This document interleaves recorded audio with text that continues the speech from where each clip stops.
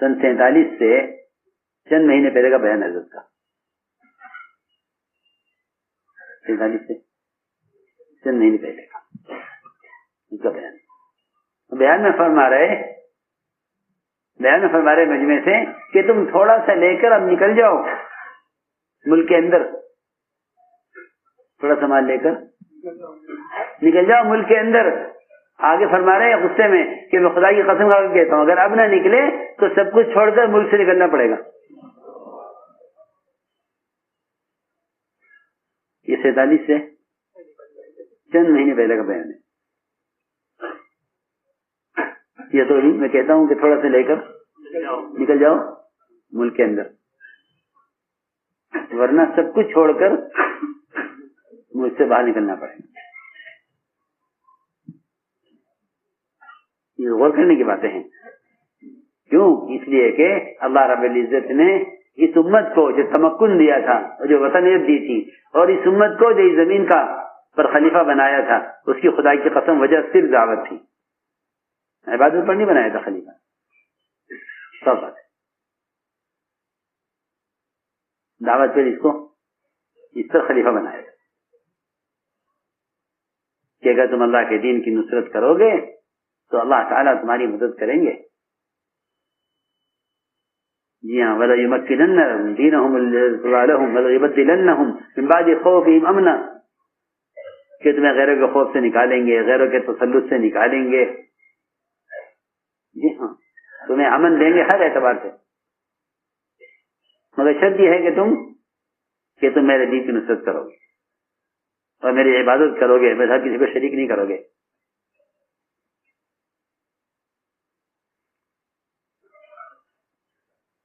तो हमने अर्ज किया कि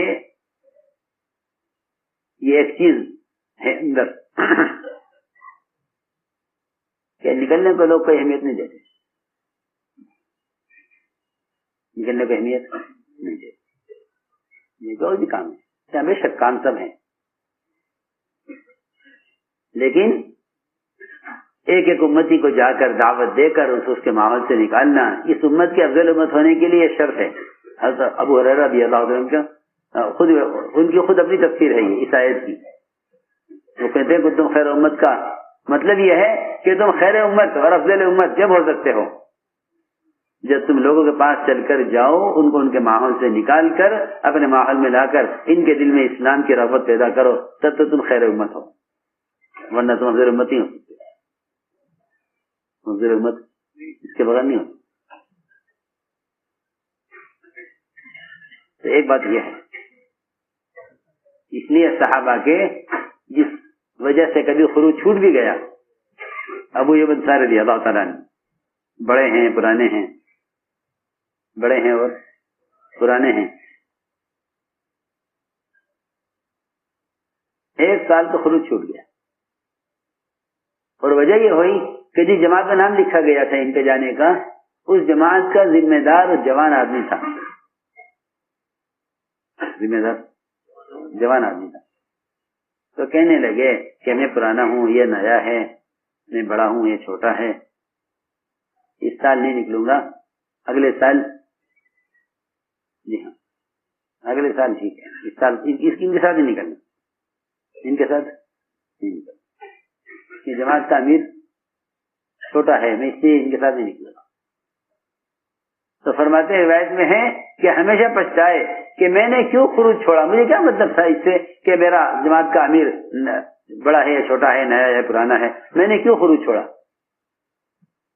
मैंने खुरूज मुझे क्या मतलब था कि जमात का अमीर नया है या पुराना है, तो अल्लाह का हुक्म था निकलना। तो मेरे दोस्तों जो 50 रातें नाराजगी चली, इस वाकये में बहुत उसूल हैं काम करने वालों के लिए। पहला उसूल तो यह है कि हम ये जान लें कि इस रास्ते में निकलने में ताखिर करना अल्लाह के रसूल की नाराजगी का सबब है, पहली बात। दूसरी बात यह है कि अल्लाह के रसूल नाराज होकर ये देखते हैं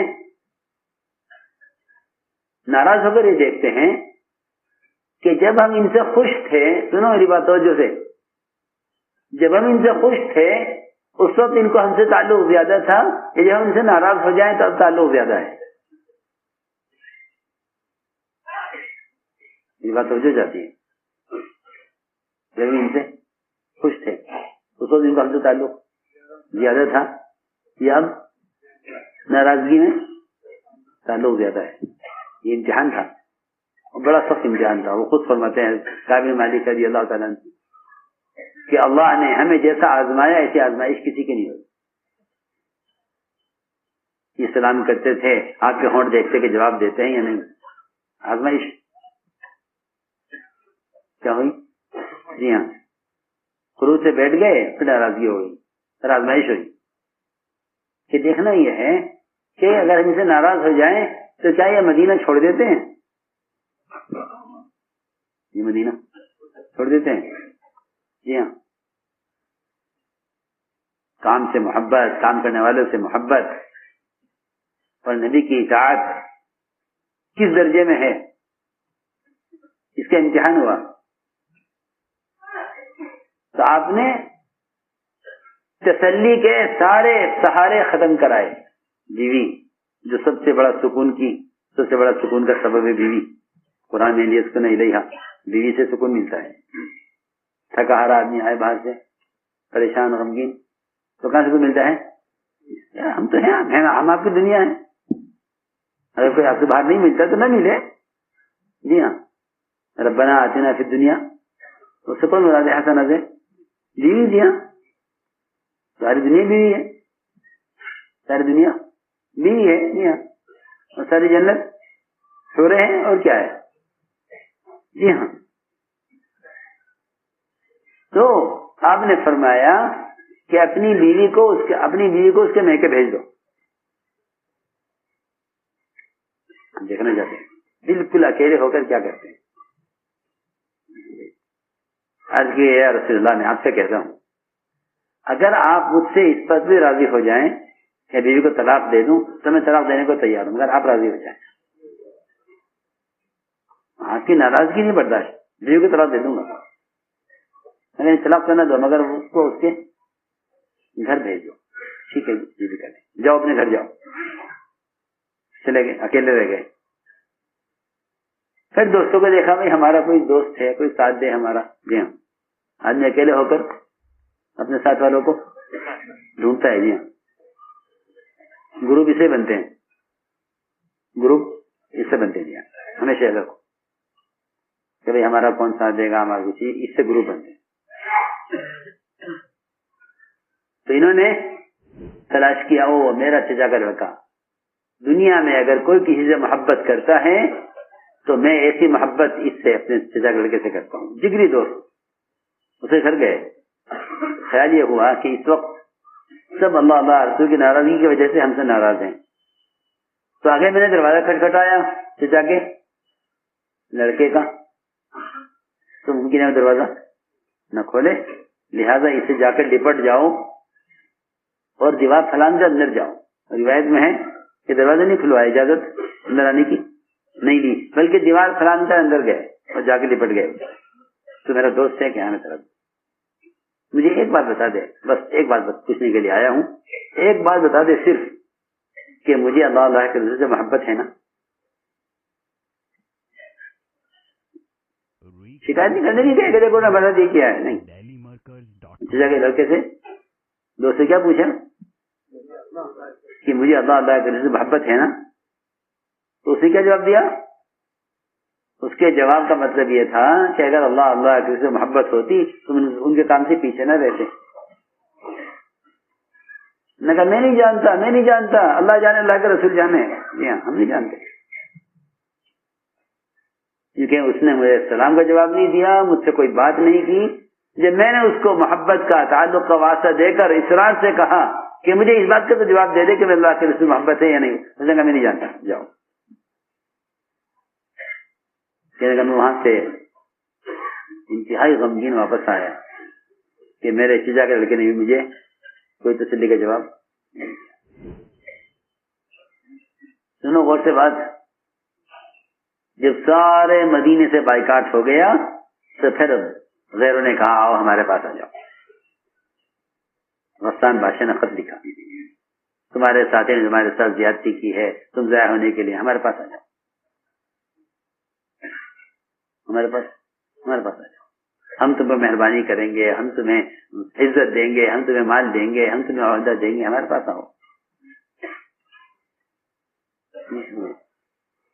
تو یہ تھا استخلاص کہ نہیں بھائی ہم ناراض ہوں آپس میں اختلاف کریں تو وہ ہمارے درمیان کی بات ہے, لیکن اپنوں کی ناراضگی کی وجہ سے ہم اپنوں کو چھوڑ کے آ جائیں گے غیروں کی طرف, یہ نہیں ہو سکتا. وہ غسان بادشاہ کا خط انہوں نے تنور میں ڈالا, تنور جل رہا تھا, آگ اس میں ڈالا. تو دو وجہ سے, ایک تو دوبارہ پڑھنے کا خیال نہ آئے, اور اس کا لانے والا دیکھ لے کہ بادشاہ کے خط کا ہم نے یہ حشر کیا ہے, تاکہ دوبارہ لکھنے کی ہمت نہ کرے. یہ نہیں کہ تم نے تو ہمارے ساتھ یہ کیا تھا, دیکھو ہمارے لیے ادھر سے استقبال ہو رہا ہے ہمارا. ہاں یہ نہیں کہ ہمارے جانے والے بہت ہیں, اگر آپ نہیں تو کیا بات ہے, تو تمہیں جو غور سے بات, یہ نہیں. مرکز ہے جی, ہاں مرکز ہے, پکی بات ہے. لوگ پوچھے کہاں جڑے, اللہ نے قرآن میں اس کا جواب دے دیا کہ کہاں جڑے. ارے سنو, اللہ نے قرآن میں اس کا جواب دے دیا, اور واقعی اس لیے دیا ہے کہ تاکہ قیامت تک امت یہ جان لے, قیامت تک امت یہ جان لے کہ قدیم جگہ کا کوئی نیا متبادل نہیں ہو سکتا. قدیم جگہ کا متبادل نہیں. جو ساتھی مسافر کہتے ہیں نا کسی صوبے کے کہ جی وہ ایسا ہے کہ ہمارا شورا والوں کا اتفاق ہو گیا ہے, تو ہم چاہ رہے ہیں کہ یہ مرکز چھوڑ کر, یہ بہت تنگ ہو رہا ہے, یہاں سے مرکز وہاں بنانے. تو میں کہا کرتا ہوں کہ یہ مرکز کی تبدیلی یہ جگہ کی تنگی نہیں ہے, دلوں کی تنگی ہے.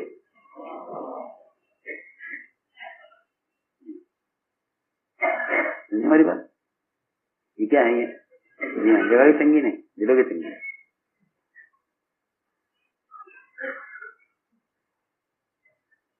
کیا ہے یہ دلوں کی تنگی, جگہ کی تنگی نہیں ہے.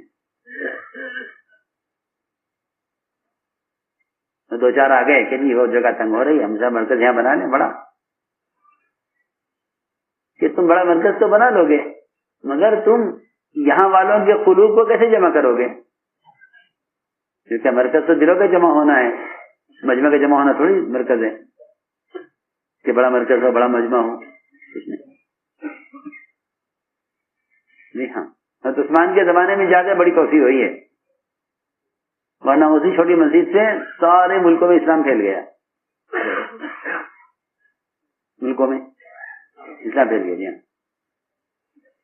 ہم نے عرض کیا کہ یہ نہیں کہ جہاں جگہ بناؤ وہاں جگہ بناؤ, نہیں. تو قرآن نے کہا کہ کہاں جڑے آپ, اللہ کے نبی کو کہہ رہا قرآن براہ راست, من اول یوم حق ان تقوم فیہ, آپ ہی دیکھیے کہ قدیم مسجد کون سی ہے, وہاں جڑیے آپ.